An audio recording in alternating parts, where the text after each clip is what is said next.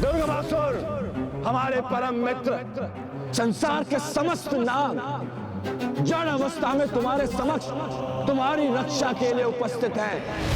और अब इस संसार में ऐसा एक नाग भी शेष नहीं है जो सचेत अवस्था में है। तो शीघ्र, अति शीघ्र ही अपना अनुष्ठान पूर्ण करो और इस संसार में अजर, अमर, अविनाशी बन जाओ। हम बन जाएंगे नागलोक के राजा।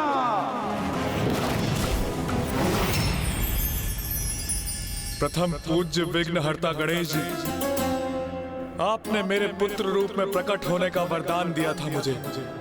अब उसे पूर्ण करने का समय आ गया है प्रभु, मेरी सहायता करें। नागों की रक्षा के लिए एकमात्र पुत्र गणेश ही कर सकता है, क्योंकि मूलाधार चक्र के स्वामी तुम। इसीलिए नागों की रक्षा का दायित्व तुम्हारा है पुत्र गणेश। इसीलिए नागों की रक्षा का दायित्व तुम्हारा है पुत्र गणेश। ओम लंबोदराय नमः। ओम एकदंताय नमः। ओम बुद्धिदाताय नमः। ओम सिद्धिदाताय नमः।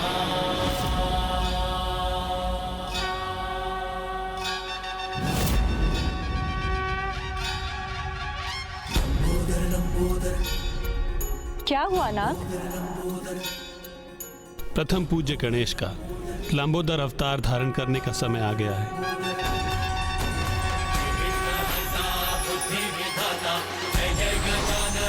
सिद्धिदाता लंबोदर लंबोदर। बुद्धि और विद्या के तुम ही हो दाता, है ज्ञान भंडार तुम में समाता।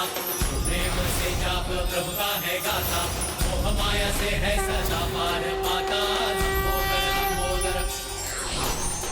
विघ्नहर्ता बुद्धि विधाता, है जय गजानन हे सिद्धिदाता लंबोदर लंबोदर।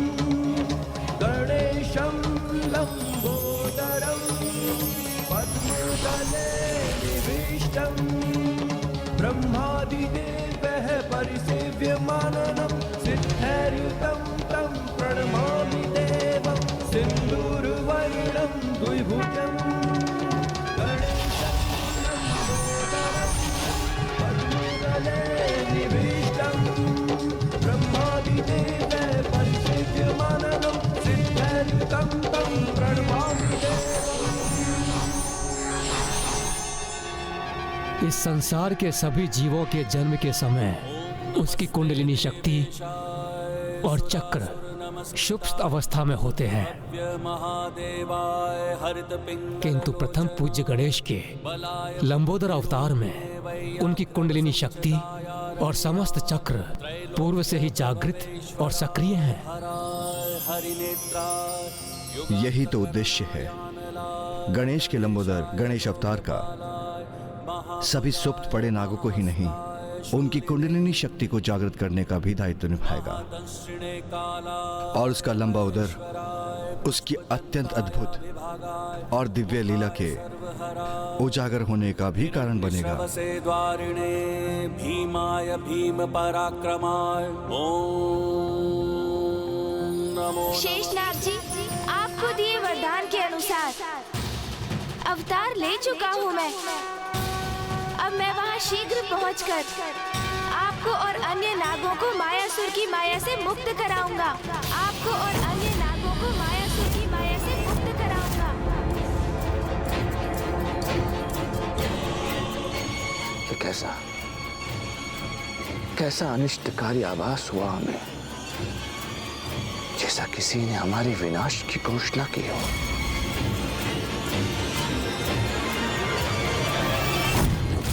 मायासुर ने तो अपनी असीम माया से अपने पिता ब्रह्मदेव को भी प्रभावित कर लिया था।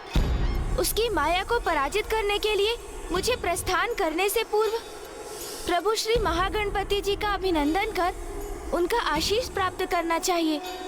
वही मुझे इस कठिन कार्य में सफलता प्रदान करवाने में सहायक बनेंगे।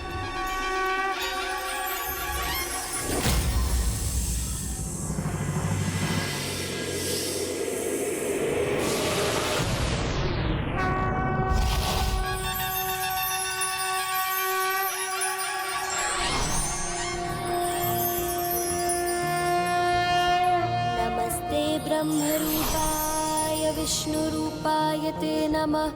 नमस्ते रुद्ररूपाय करिरूपाय ते नमः। विश्वरूप स्वरूपाय नमस्ते ब्रह्मचारिणे भक्तप्रियाय देवाय नमस्तुभ्यं विनायक। महागणपति जी, ये आपकी कैसी अद्भुत लीला है।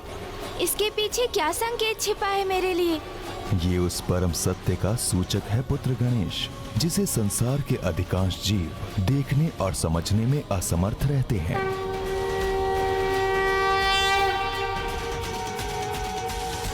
ब्रह्मांड के कण कण में मेरा ही वास है और सभी में मेरा अंश व्याप्त है। इसलिए संसार में सजीव और निर्जीव जो भी हैं, वो मैं ही तो हूँ। संसार का कोई भी अस्तित्व मुझसे भिन्न नहीं, सभी मुझसे संपूर्ण होते हैं, क्योंकि मैं ही सर्वथा संपूर्ण हूँ, परम ब्रह्म ईश्वर हूँ।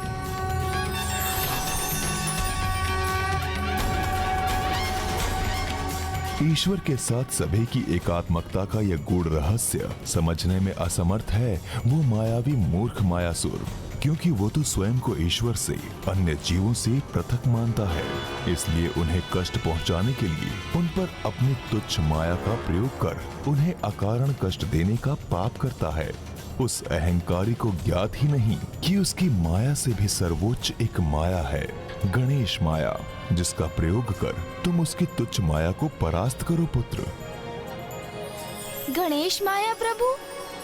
हाँ पुत्र, सांसारिक माया मुझसे ही उत्पन्न होती है। उसी माया से प्रभावित हो संसार के प्राणी निज स्वार्थ एवं सांसारिक सुख समृद्धि प्राप्त करने के लोभ में आकर उचित पद से भ्रमित हो जाते हैं, भूल जाते हैं कि उनकी आत्मा स्वयं मेरी अर्थात परमात्मा की ही तो अंश है। मेरी ही स्वरूप है, किंतु जब वो मेरी भक्ति करते हैं तो मेरी ही शक्ति से माया भ्रम मिट जाता है। उनमें पुनः मुझसे एकात्मकता का भाव जागृत होता है और उन्हें भान होता है कि वो स्वयं सतचित आनंद आत्मा है। तुम मेरे अवतार हो गणेश, इसलिए माया उत्पन्न करने की शक्ति तो तुम में भी है। गणेश माया के धनी हो तुम। जिस गणेश माया से तुमने नारायण का शंख धारण कर लिया था और जगत के पालनहार नारायण, जिनसे संसार का कोई क्रियाकलाप छुपा नहीं, उन्हें उसका आभास भी नहीं हुआ।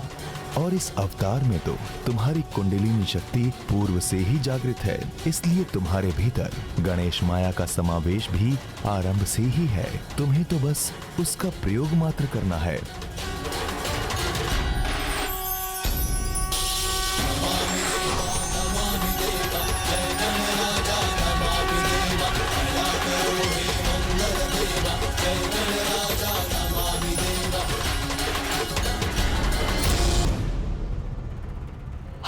मेरे मार्ग से शेषनाग, मुझे मेरे अंड को लेकर आगे बढ़ने दीजिए अपने मार्ग पर। मेरे रहते ये कदापि संभव नहीं। तो फिर मेरा सामना करने के लिए तैयार हो जाइए।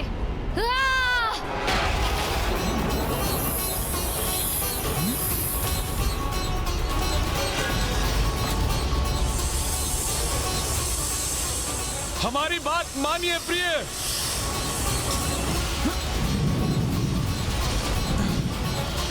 उत्तम, अति उत्तम, अद्भुत, अति अद्भुत। कितना आनंददायी दृश्य है ये। नागलोक का राजा शेष नाग और उनकी पत्नी के मध्य युद्ध, घमासान युद्ध, और ये मात्र हमारे मायासुर की माया के कारण ही संभव था।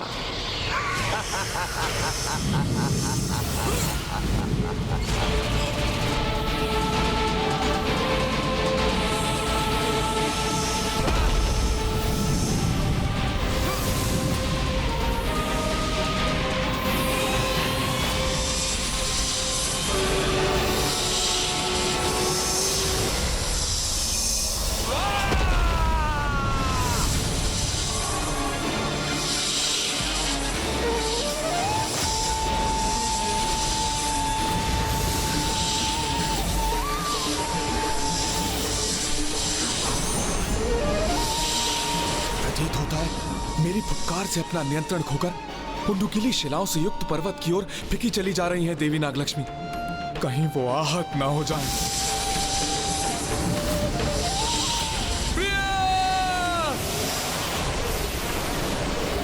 मुझे नागों की सहायता के लिए शीघ्र वहां पहुंचना चाहिए।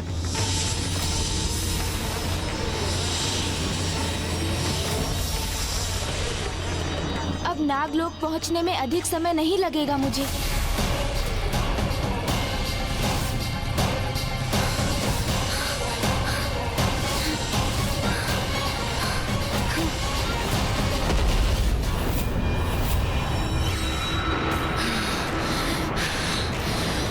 देवी नागलक्ष्मी स्वयं को नियंत्रित करने में सफल हो गई, अन्यथा वो अनर्थ हो जाता जिसके लिए मैं स्वयं को कभी क्षमा नहीं कर पाता। देवी नागलक्ष्मी तो अभी भी अत्यंत क्रोधित प्रतीत हो रही हैं।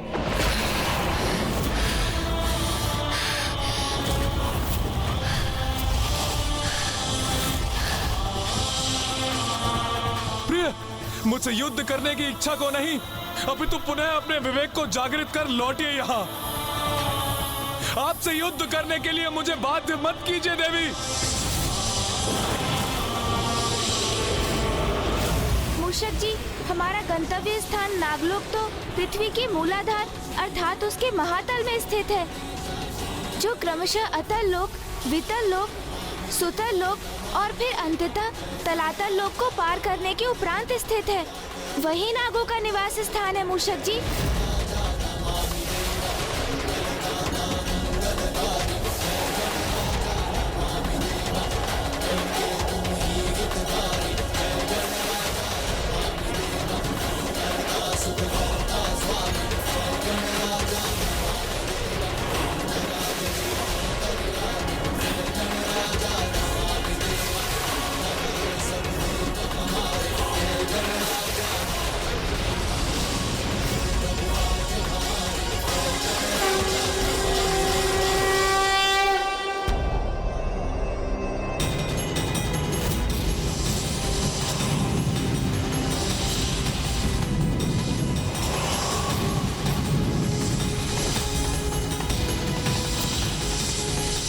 रुक जाइए प्रिय।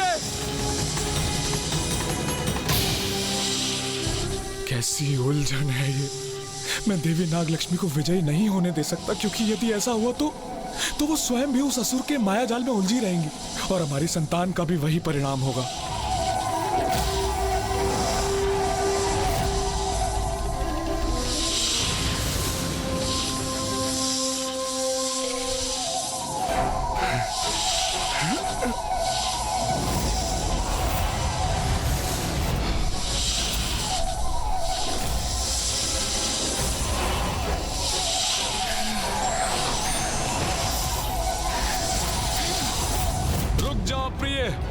छोड़िए मुझे।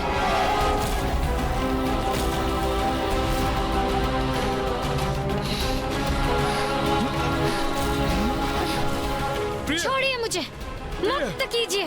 प्रिय, अपने विवेक को जागृत कीजिए, जागृत कीजिए अपने विवेक को। छोड़िए मुझे। मुक्त होइए आप उसके मायाजाल से प्रिय। लौट आइए, पुनः मेरे पास आ जाइए।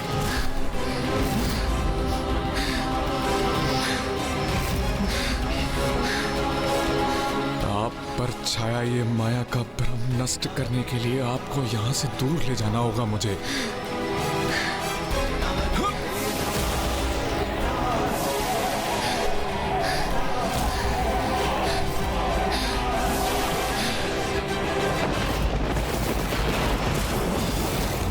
नागलोक के राजा शेष नाग हमसे चतुराई करने का प्रयास कर रहे हैं। अपनी पत्नी को मायासुर के माया के प्रभाव के क्षेत्र से दूर लेकर जाना चाहते हैं। हाँ, किंतु स्मरण रहे, मायासुर की माया से बचना कठिन ही नहीं, असंभव है, असंभव।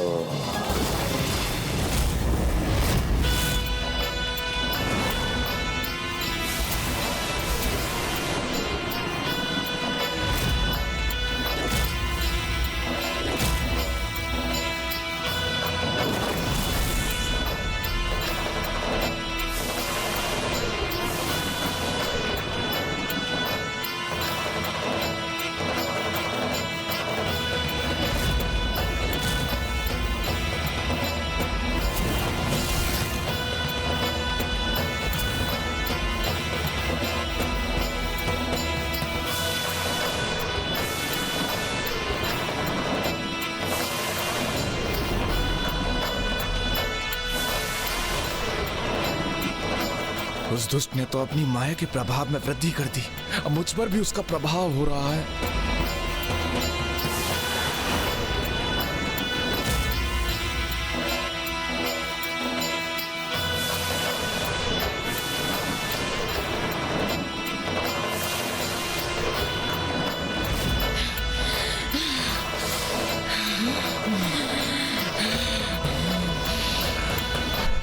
ये जकड़ तो क्षण पड़ गई है, यही उचित अवसर है अपने समस्त बल का प्रयोग कर इस जकड़ से मुक्त होने का।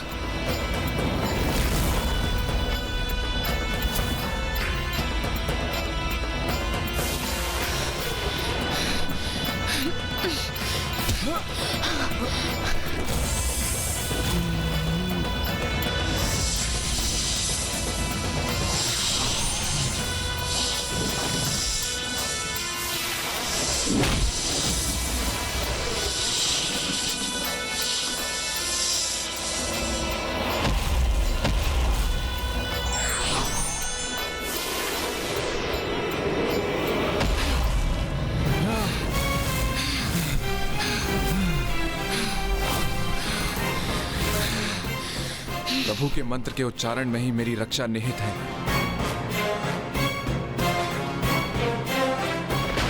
ओम गण गणपतये नमः। ओम गण गणपतये नमः। है, अब इसका उचित उपयोग कर सृष्टि की रक्षा करो।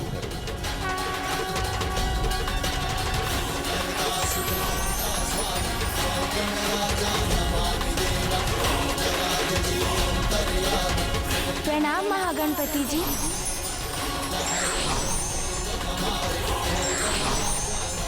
अपनी माया का बहुत प्रयोग कर लिया तुमने मायासुर, किंतु अब तुम्हें गणेश माया का अनुभव करना होगा।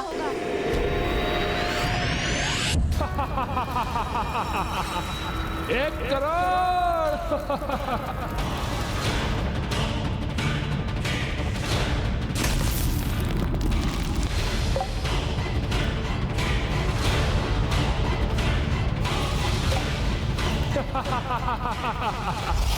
जय माता, जय जय तामसिंह माता।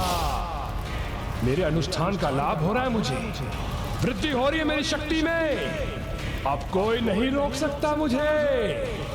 जय जय माता, जय जय तामसिंह माता।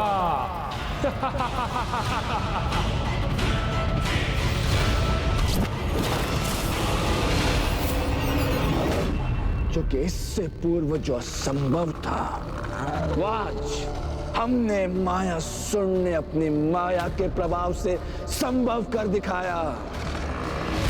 संसार के समस्त नागों को हमने अपनी माया से जड़ कर दिया। जड़ बुद्धि अज्ञानी असुर ये नहीं समझते कि जब भी किसी ने अहंकार के मद ऊंची उड़ान भरने का भ्रम पाला है, तो उस भ्रम के पर कटते हैं वो विनाश के उतने ही गहरे गर्भ में जा गिरा है। संसार में इसके अनेकों उदाहरण उपलब्ध, फिर भी ये मूलमती ये समझने में असमर्थ है कि बल के आधार पर अन्याय करने वालों का अंत करने हेतु कोई उनसे भी अधिक बलशाली अवश्य प्रकट होता है। और ये भी सत्य है कि जब भी कोई दुष्ट अति करता है तो उसके संहार में अधिक समय नहीं लगता। अर्थात अब अनुज गणेश अपने लंबोदर अवतार में शीघ्र ही धर्म और न्याय की शक्ति बन दुष्टता का विनाश करने वाला है।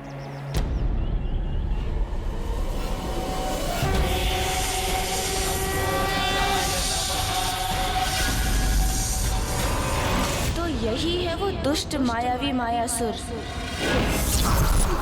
तुम्हारा मित्र मायासुर तुम्हें अपने लक्ष्य से विचलित नहीं होने देगा। मित्र, तुम निश्चिंत हो जाओ और निश्चिंत होकर अपना अनुष्ठान पूर्ण करो और बन जाओ संसार के सर्वशक्तिशाली असुर।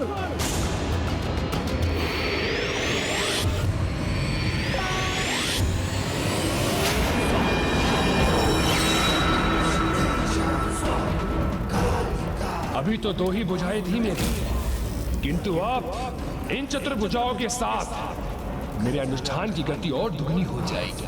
जय माता, जय जय तामसिक माता। 1 करोड़ दो।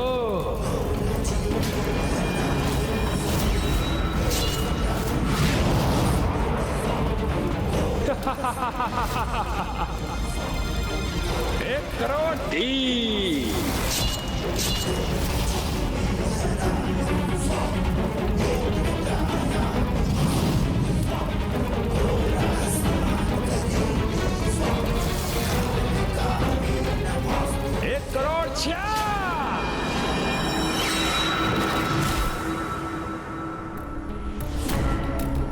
उत्तम, अति उत्तम।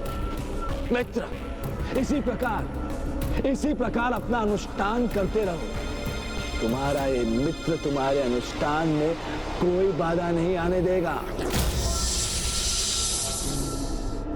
हमने संसार के समस्त नागों को जड़ अवस्था में यहाँ उपस्थित किया है।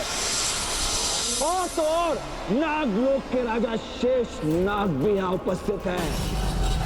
मित्र, अब इस संसार में कोई भी नाग शेष नहीं रहा। निश्चिंत हो जाओ और अपना अनुष्ठान शीघ्र, अति शीघ्र पूर्ण करो। किंतु मैं तो शेष हूँ अभी, सर्वथा कुशल और पूर्ण रूप से चेतन अवस्था में।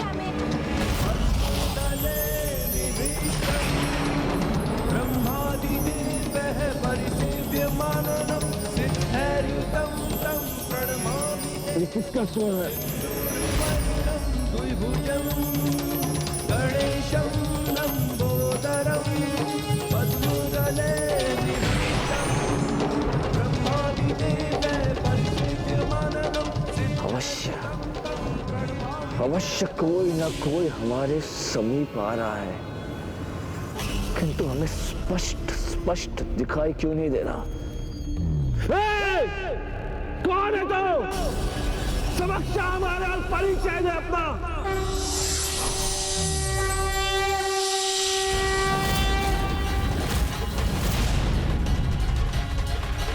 अरे आपने मुझे नहीं पहचाना? मैं तो एक छोटा सा नाग हूँ। देखिए देखिए।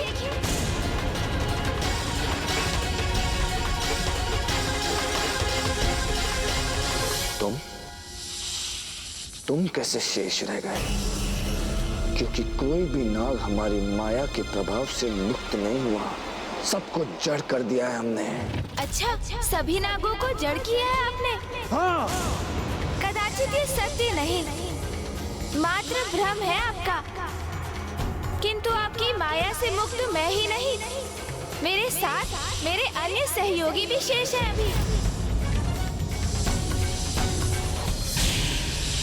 कहाँ है तुम्हारे सहयोगी नाग? बताओ हमें, कहाँ है तुम्हारे सहयोगी नाग? अरे उनसे भेंट करने के लिए आप इतने अधीर क्यों हो रहे हैं?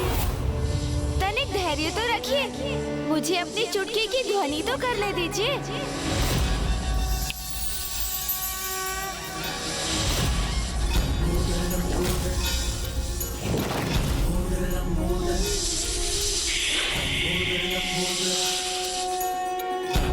सारा ऊपर में समायो, माया सुर की माया पल में मिटायो। सृष्टि पे संकट है जब कोई आयो, महिमा से अपनी प्रभु ने बचायो। लंबोदर लंबोदर लंबोदर लंबोदर।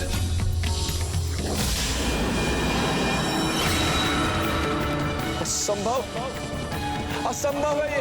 इतने सारे नाग कैसे शेष आ गए? असंभव। ये तो है ही, किंतु एक और नाग भी शेष है अभी, जिसे देखकर आप चकित रह जाएंगे।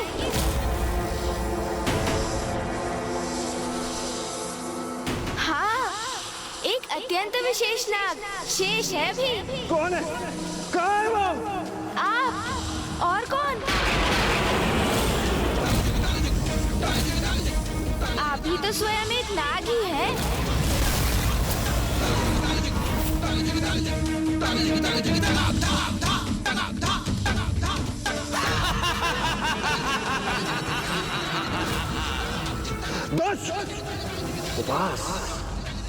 उपास कर रहा है हमारे साथ। हाँ, मायासुर के साथ।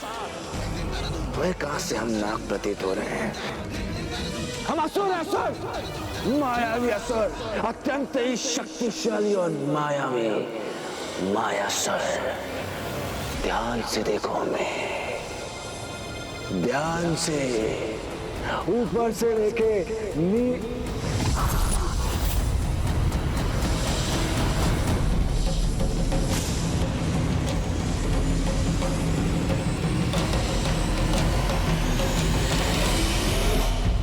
शक्तियाँ बुलबुले के समान क्षणभंगुर होती हैं, जिसे अधर्मी और पापी व्यक्ति तब तक सर्वोच्च शक्ति मान बैठता है जब तक कि उसका साक्षात्कार परम शक्ति से नहीं हो जाता।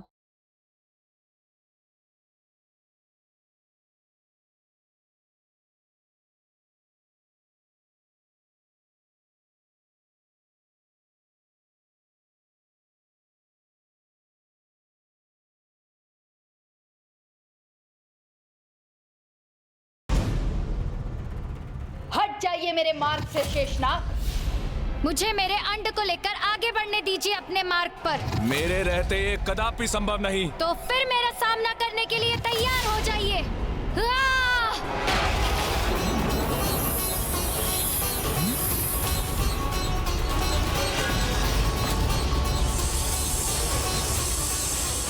हमारी बात मानिए प्रिय।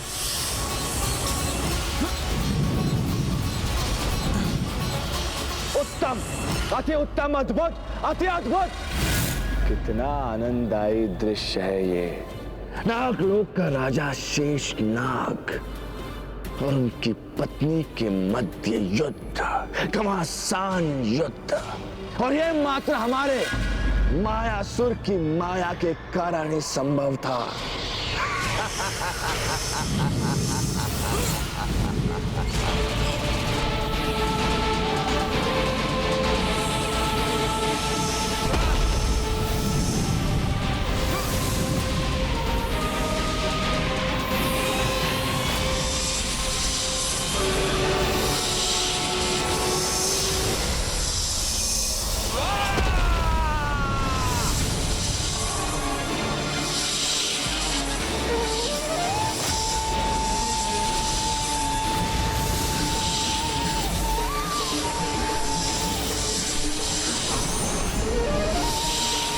प्रतीत होता है मेरी फुफकार से अपना नियंत्रण खोकर उन नुकीली शिलाओं से युक्त पर्वत की ओर फिकी चली जा रही हैं देवी नागलक्ष्मी।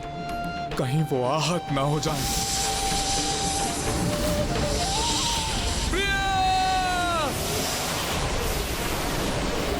मुझे नागों की सहायता के लिए शीघ्र वहां पहुंचना चाहिए।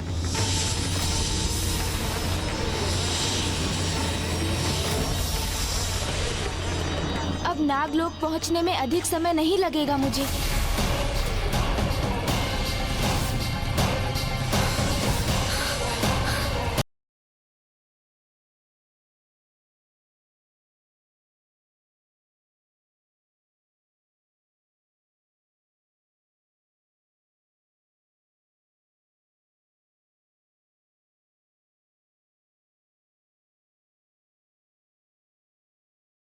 प्रथम पूज्य गणेश का लंबोदर अवतार धारण करने का समय आ गया है।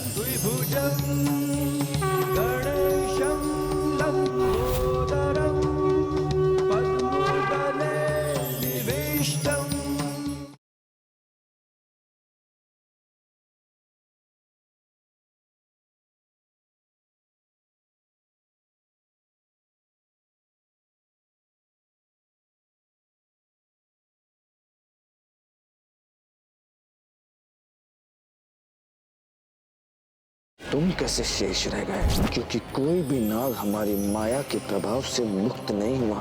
किंतु एक और नाग भी शेष है अभी।